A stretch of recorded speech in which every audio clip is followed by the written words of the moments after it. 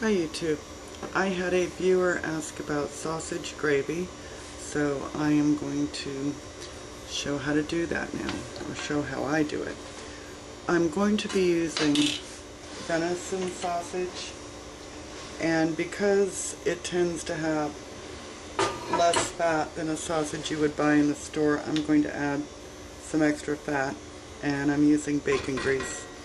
You could use olive oil, you could use butter, you could use margarine, but you will need the extra oil because this is going to help make the roux. One of the reasons I'm using bacon fat is because pork fat was used to make the venison sausage, and it just gives a little bit more flavor. Now I know that probably looks like a lot of fat. I'm going to zoom in a little closer so you can watch. It probably looks like a lot, but we're going to need it because it's also going to help as the base to our roux. Now if you were making this for supper, at this point I would brown probably a medium to large onion, depending on how much you like onions. This, however, is going to be for breakfast, so I'm not going to add onions. The next thing I'm going to do is brown the meat. So we put that in the pan. I have it on a medium-high heat, and you just want to, cook this through the way you would any loose sausage. I'll come back when we're on to the next step. Okay, I shouldn't assume that folks know things. Basically, you would brown this the way you would any ground beef that you were browning for chili or what have you. You just want to keep breaking it up as it browns and turn it. And just keep breaking the pieces up so that, you don't want big pieces left at the end. You want it nice and small. Okay, so our sausage is browned now, and you want to get a little color on it because that's going to help add flavor later on. And now it's when we put on our flour.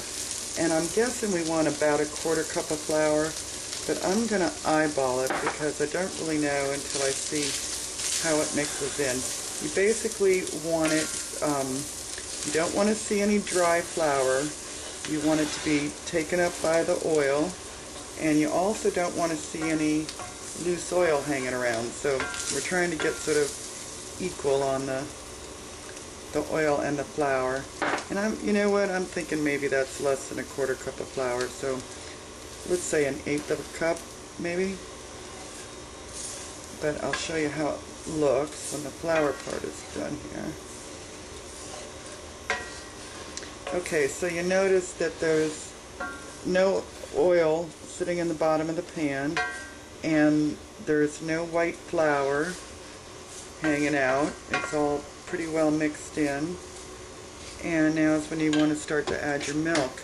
And you want to do that slowly, because if you do it too quickly, you're going to get lumps. You can hear it sizzle. I'm using 1% right now, but that's just because that's what I have.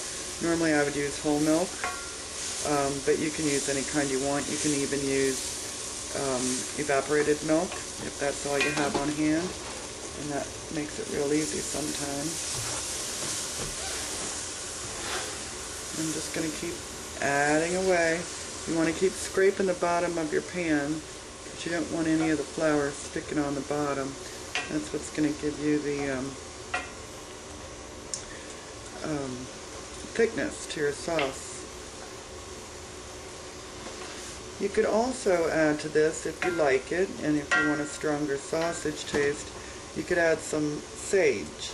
Sage is your typical sausage spice, and they don't tend to put a lot of that in the venison sausage where we take it to be made.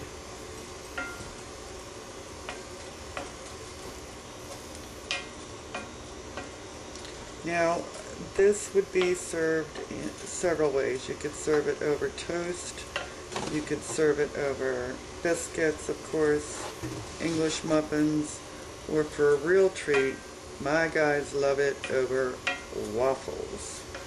Now me, I think that's how you ruin a perfectly good waffle, but that's just me. Everybody's different. Alright, I'm going to keep adding milk and I'll come back when it's the way it needs to be. Alright, as soon as you get all your milk in, this is pretty much how it's going to look. And at this point you want to stir and cook it over a medium-high heat until it comes to a light boil. And that's going to thicken the sauce. If it's too thick, once that's done, you just add more milk. If it's not thick enough, I'll show you a trick to fix that too. I'll be back when this is boiling. Okay, you can see that this is gently boiling. And I'm going to keep stirring as it thickens.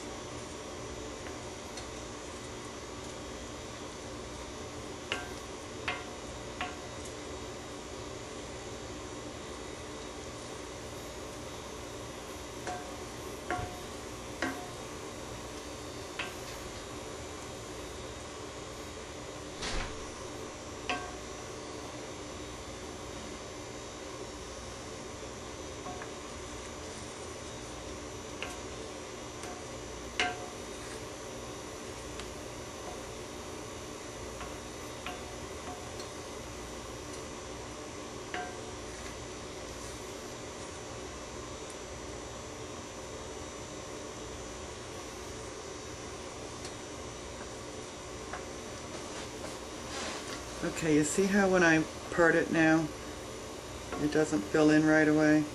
So that's about the consistency I want it, especially since this is going to be for breakfast tomorrow. We're not going to eat this right away. So it's actually going to thicken up as it sits in the fridge. Now if you do that, like I'm going to do, keep in mind that when you reheat it, you have to reheat it slowly because you don't want to break the milk. But you can see it's still continuing to thicken. So I hope you try it, and I hope you enjoy it. Have a good one. Take good care, folks.